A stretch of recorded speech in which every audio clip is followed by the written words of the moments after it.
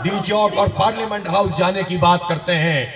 ये जज्बे जवान हैं, इन जज्बों को इंशाअल्लाह कोई शिकस्त नहीं दे सकेगा। लेकिन मैं अर्ज ये करना चाहता हूं कि ये तहरीक जो अवाम के हक की तहरीक है, जो पाकिस्तान के हक की तहरीक है और पाकिस्तान को आगे बढ़ाने की तहरीक है, तरक्की देने की तहरीक है और पाकिस्तान पे मुसल्लत जो एक टोला है, हुक्मरान तबका है, इसको सरों से हटाकर और यहां पर उन लोगों को लाने की तहरीक है जो हक की बालादस्ती करे, जो इस्लाम का आदिलाना निजाम कायम करे, जो इस मईशत को जो सूद दर सूद जकड़ दी गई है और इस सूदी निजाम के तहत हम कर्जों के जाल में फंसते चले गए हैं, बर्बाद हो गए हैं। इस पूरे सूदी निजाम को जड़ से उखाड़ कर फेंक देने की तहरीक है।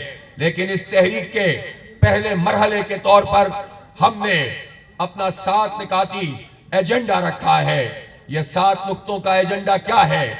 इसमें साफ और वाज़ेह बात है और इससे हम बिल्कुल भी पीछे हटने के लिए तैयार नहीं है कि बिजली के ये बम जो बिलों की सूरत में आते हैं 25 करोड़ पाकिस्तानियों को ये कबूल नहीं है। इन्हें बिजली की कीमत बिजली के लागत के मुताबिक लानी पड़ेगी, वरना फिर ये भी हो सकता है कि हम पूरे पाकिस्तान से ये अपील करें कि अब हम बिजली के बिल नहीं अदा करेंगे और तुम आकर देख लो कि किस तरह हमारी बिजली काटते हो। इसलिए इससे पहले कि हम ये अपील पूरे पाकिस्तान में करें, हुक्मरानों को होश के नाखून लेने चाहिए और बिजली के बिलों में कमी करनी होगी। हम इस मुतालबे से दस्तबरदार नहीं हो सकते। ये कुछ भी कर लें, ये जितनी डिलेइंग टैक्टिक्स कर लें, ये मुज़ाकरात में जब आते हैं तो एक बात करते हैं और जब मुज़ाकरात से उठकर जाते हैं तो दूसरी बात करना शुरू करते हैं और कभी कहते हैं मुनाजरा कर लो, कभी कहते हैं मुबाहिसा कर लो। हमारा एक कारकुन भी वजीर आजम से भी मुनाजरा भी कर सकता है, मुबाहिसा भी कर सकता है और चित भी कर सकता है, इसलिए कि वजीर आजम के पास या उनके उस पूरे वुज़रा के टोले के पास कोई दलील नहीं है। एक तो बात यह है कि आपकी तो कोई कानूनी हैसियत भी अजीब तरीके की है और फॉर्म 45 के मुताबिक फैसले देना शुरू करे तो ना शहबाज शरीफ रहेंगे, ना नवाज शरीफ रहेंगे, ना जरदारी रहेंगे, ना उनकी सिंध हुकूमत रहेगी और ना पंजाब में भतीजी की हुकूमत रहेगी, ना वजीर आजम रहेगा, ना समधी नायब वजीर आजम रहेगा। ये खानदान जो हम पर फैमिली एंटरप्राइजेस की सूरत में मुसल्लत हो गए हैं, ये तो एक ही झटके में रवाना हो जाएंगे।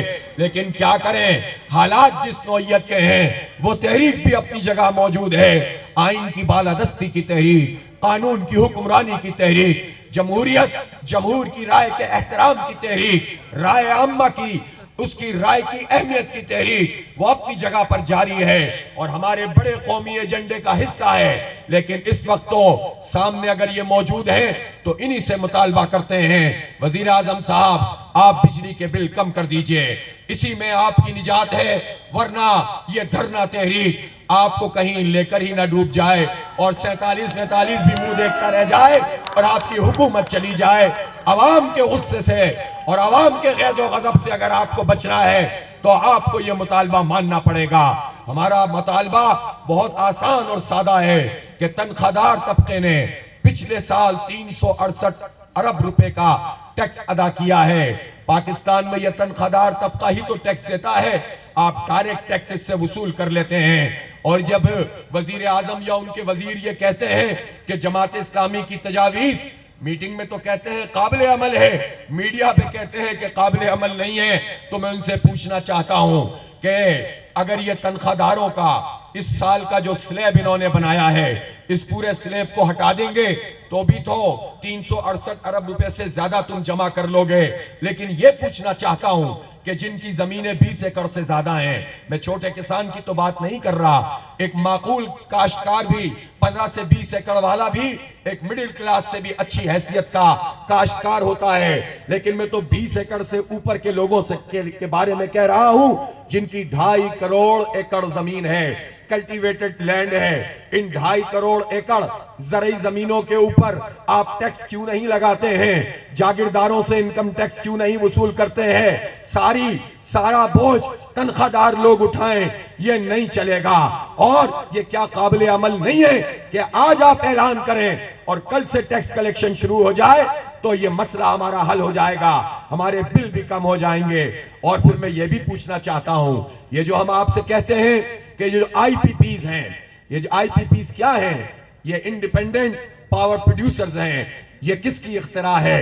ये पीपुल्स पार्टी के जमाने में धंधा शुरू हुआ।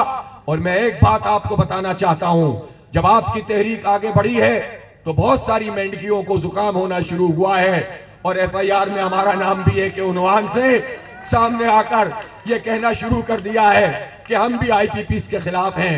हम पूछना चाहते हैं 1988 से लेकर आज तक किस किस की हुकूमत रही है?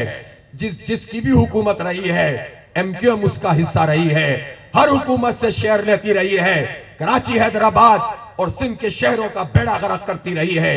यहाँ भत्ताखोरी, दहशतगर्दी, बोरी बल्लाशों का कारोबार करती रही है, वडीरों के आलाकार का किरदार अदा करके यहाँ पर लोगों को तबाह बर्बाद करते रहे हैं। और आज ये कहते हैं कि आईपीपीज हाँ वो नहीं होने चाहिए। जितने आईपीपीज बने हैं सब में पीपुल्स पार्टी या नून लीग या काफ लीग और फिर एमक्यूएम इसमें शामिल रही है। और पीटीआई के दौर में भी ये आईपीपीज मजीद वजूद में आए हैं।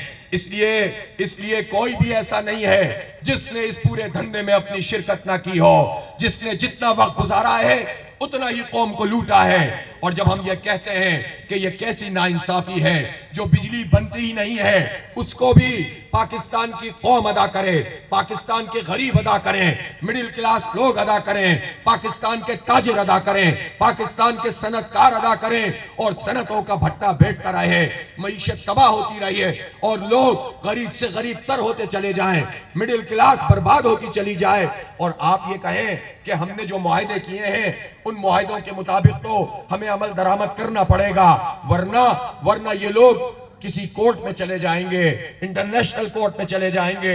मैं ये बात बताना चाहता हूं, मीडिया के तवस्सुस से पूरी पाकिस्तानी कौम को बताना चाहता हूं कि वजीर आजम से लेकर निचली सतह तक ये सारे लोग झूठ बोल रहे हैं, ये सब धोखा दे रहे हैं। इन आईपीपीज में कितने मुआहदे ऐसे हैं जो झूठ पर मबनी हैं, ओवर कैपेसिटी शो की गई है। आज फॉरेंसिक ऑडिट कर दीजिए, आज पता चल जाएगा कि इन माफियाज ने इन आईपीपीज के साथ मिलकर कितना खून निचोड़ा है, कितने खून पसीने की कमाई को खाया है। ये किसी को मुंह दिखाने के काबिल नहीं है, कोर्ट में कहा जाएंगे। और मैं ये भी पूछना चाहता हूं, आईपीपीज को बचाने के लिए, इस धंधे को बचाने के लिए तो आप हमें डराते हैं कि ये इंटरनेशनल कोर्ट में चले जाएंगे, लेकिन जो पाक ईरान गैस पाइपलाइन है, इस गैस पाइपलाइन पे जो मुआहदा आपने किया था, इस मुआहदे के मुताबिक ईरान ने अपना हिस्से का काम मुकम्मल कर लिया, पाकिस्तान ने इस पर काम नहीं किया। अब जब ईरान ये कहता है